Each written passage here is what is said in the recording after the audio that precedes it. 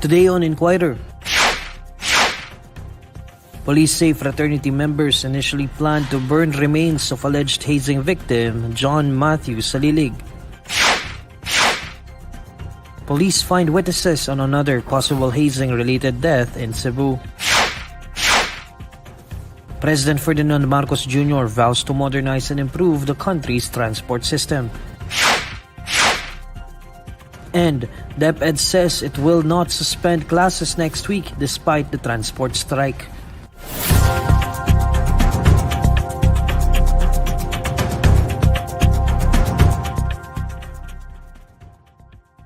Good evening. Police say the fraternity members allegedly behind the death by hazing of 24-year-old Adamson University student John Matthew Salilig initially planned to burn the victim's body instead of burying it. In an interview with ABS-CBN News Channel, Acting Chief of the Binyan City Police Lieutenant Colonel Virgilio Jopia said Salilig's remains were naked when discovered in an open field in Imo City because his fraternity brothers in the Tau Gamma Phi initially intended to burn his body. However, Jopia said the fraternity members resorted to dumping Salilig's remains, most likely because the flames from burning his body would draw more attention. Jopia added that the perpetrators had a meeting in Parañaque City to discuss ways to dispose of Salilig's remains. The police chief said an alumni of the Tau Gamma Phi fraternity who took part in the initiation rites pushed to bury Salilig's remains. Jopia also bared that Salilig was experiencing diarrhea while in the middle of the welcoming rites. Salilig turned pale until he vomited, but the initiation continued. Jopia cited the statements of witnesses who said Salilig was still asked if he can proceed with the initiation, to which the young victim said yes. According to Jopia, it was only when they were on their way back to Manila when Salilig had a seizure and expired. Meanwhile, the Philippine National Police warns anyone who will meddle with its investigation on Salilig's death, saying that an attempt to intervene in the conduct of investigation and prosecution of the case will not be tolerated. The PNP said that all units have been tapped to collaborate, exert utmost effort, and maximize all available resources in solving the case. Police find witnesses on another possible hazing-related death, this time in Cebu. Our Jean Mangaluz has the story. Jean, what's the latest development on this case? Well, Neil, after the Public Attorney's Office revealed another frat-related death in Cebu, the Police Regional Office 7 said that it has found witnesses and may charge anytime soon. While discussing the death of Adamson University student John Matthew Salilig due to hazing, PAO Chief Persida Acosta said that 20-year-old Ronald M. Baguio, a marine engineering student in Cebu, also may have died due to fraternity-related violence. The PRO7 said that witnesses have already identified the suspects and are willing to execute affidavits. The perpetrators may face charges anytime soon. Baguio died in December 2022 after he began vomiting blood and needed hospitalization. Hearing that Baguio has already been admitted to the hospital, his mother went to see him, but he had already died. He would reportedly join the Tau Gamma Phi, the same fraternity that Salilig was a part of. That's it from me, Neil. Back to you. That's Gina Mangaluz reporting live. President Ferdinand Marcos Jr. vows that his administration will continue to modernize and improve the country's transportation system.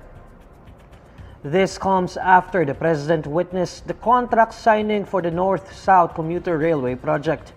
President Marcos describes the contract signing for the project as a milestone towards the completion of the 147-kilometer North-South Commuter Railway. The railway project will reduce travel time between Clark International Airport and Calambas City, Laguna. President Marcos adds that the implementation of the civil works for the project will generate thousands of jobs, which will have a multiplier effect on the country's economy. Next on Inquirer Today, DepEd says it will not suspend classes next week despite the transport strike.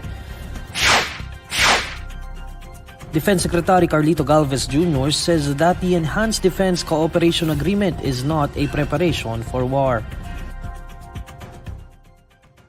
This is Inquirer Today. We'll be back shortly.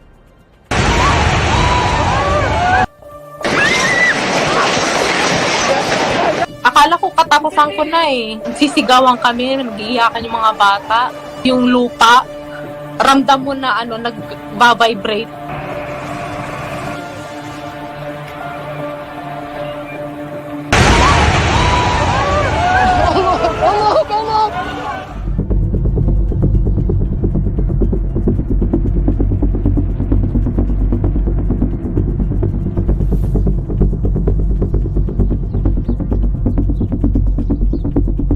Patulog na kami ng asawa ko. Nakaramdam kami ng pagyanig na tuloy-tuloy. Tumayo yung asawa ko at ako din sumunod na rin sa kanya. Nung paglabas namin ng pinto, tumigil yung lindol. Ayun pala, pabagsak na yung building namin at napahiga po kami ng asawa ko sa semento. Sumigaw na ako ng malakas kasi akala ko madadaganan na ako eh. Akala ko mamamatay na ako eh. Nagpanic na ako dun eh. Kasi nasa 3rd floor po kami eh. Yung asawa ko dumiretso sa 4th floor para kung nandun yung nanay at tatay niya na nakatira. Ako naman, pababa na ng hagdan. Sisigaw na ako.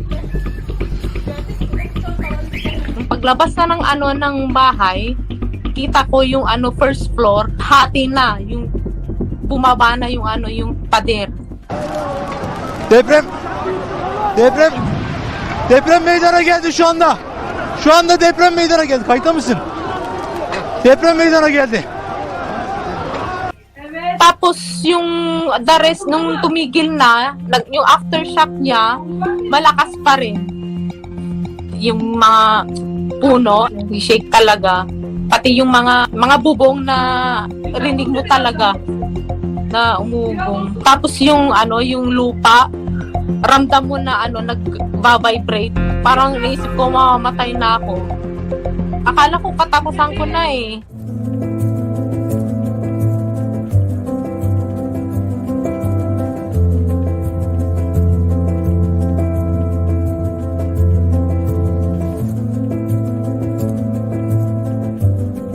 Aftershock. Mga kasamahan namin nandun. Dilim. Kami ng asawa ko, nag-stay po kami sa sasakyan. Pero yung iba, may nag-stay sila sa maliit na tent. 2 nights po kami nag-stay doon. Kasi hindi na namin kaya, sir, yung lamig eh. Walang tulong na dumating. May dala kami ng blanket. Hindi pa rin po sapat. Tsaka tubig. Malinis na tubig na inumin. Tapos heater, sir, at emergency light. Nag-ask sila ng tulong from the government, yung kamag-anak ng asawa ko. Kaso sabi nila after 1 week. Eh di naman pwede yun, sir, kasi may mga bata magkakasakit yun eh. May mga matatanda. Asawa ko nga may sakit eh. Nauubo. Tapos yung gasolina ng sasakyan namin mauubos na.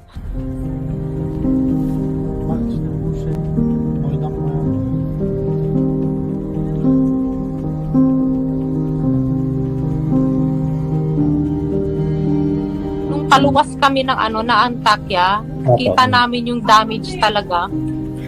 At traffic.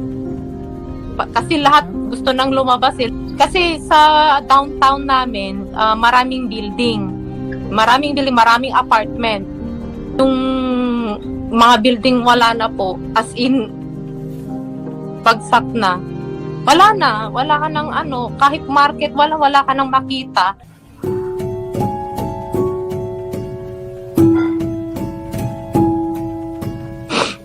May trauma na po, sir. Pag dito, pintuan pa lang, pag sara mong ganun akala mo maglilindol ulit.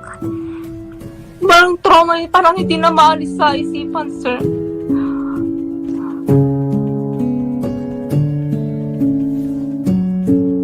Yung takot ba? Hindi nga kami makakain eh.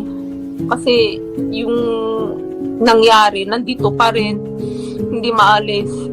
Mayaman ka man, mahirap, o gaano kakaingat, maraming pera o yung sakuna, darating at darating talaga sa buhay mo.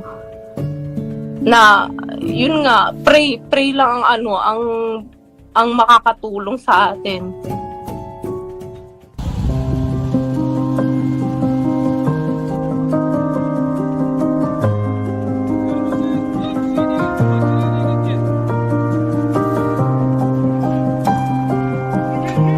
Panawagan ko lang yung tulong sir, na kailangan ng mga Pilipino lalo na dito sa Antakya, kailangan nila ng tulong na para sa yun nga, lalo na yung mga naulila dito, na yung mga anak na nadamay.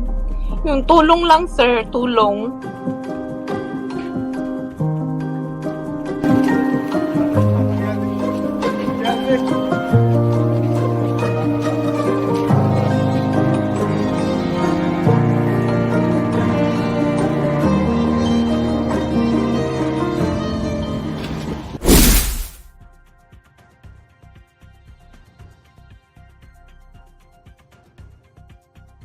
The Department of Education says it will not suspend classes next week despite the transport strike.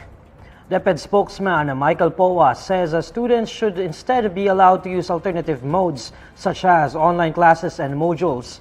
Transport groups earlier announced their plan to stage a week-long transport strike in protest of the impending jeepney phase-out in line with the government's modernization programs. Some schools have already announced class suspension, while others will shift to online classes for the transport strike, which will begin on March 6. Defense Secretary Carlito Galvez Jr. says that the Enhanced Defense Cooperation Agreement, or Edca, is just for deterrence and not a preparation for war. According to Galvez, projects under Edca and other defense partnerships are not intended for aggression. Galvez's remarks come after some lawmakers and local government executives recently expressed misgivings over the country's agreement with the United States for more Edca sites. Senator INQUIRER.net Marcos questioned Galvez on the locations of agreed Edca sites on Wednesday. She asked Galvez what the country's fight with Taiwan was. Last month, Manila and Washington agreed to 4 new additional Edca sites in the country. The new sites, located in Cagayan, Palawan, Zambales, and Isabela, face Taiwan and China. Galvez also points out that the Edca is part of the country's mutual defense treaty agreements. Signed by 2 parties on August 30, 1951, the MDT states that both countries would support each other if an external party attacks either the Philippines or the United States. Alamin naman natin ang mainit na balita sa mundo ng showbiz kasama si Pauline Del Rosario ng Bandera. Pauline? Hello Neil at sa mga kabandera natin all over the universe. Heto ang latest chika, isang vintage item ang ipapa-auction ni Chito Miranda para sa kabanda at best friend na si Gab Chiki. At yan, ang polo ng yumaong OPM rapper na si Francis Magalona na ginamit sa music video ng Bagsakan. Kung matatandaan, ang Bagsakan ay ang collab song ng bandang Parokya ni Edgar kasama sina Francis M. at Glock 9 na inilabas pa noong 2009. Sabi pa ni Chito sa Facebook, hindi niya inaasahan na mahahanap pa nila ang pangatlong vintage polo. Kwento niya, nagbakasakali lang daw siya na tanungin ang anak ni Francis M. na si Saab, kaya nahanap nila ito. At ang good news pa, pumayag ang misis ng iconic rapper na si Pia na ipasubasta ito bilang pandagdag sa pagpapagamot ni Gab. Kamakailan lang, ibinalita ni Chito na inilipat na sa regular hospital room si Gab matapos makonfine sa ICU. Kasulukuyan pa ring nagpapagaling si Gab dahil sa sakit na lymphoma.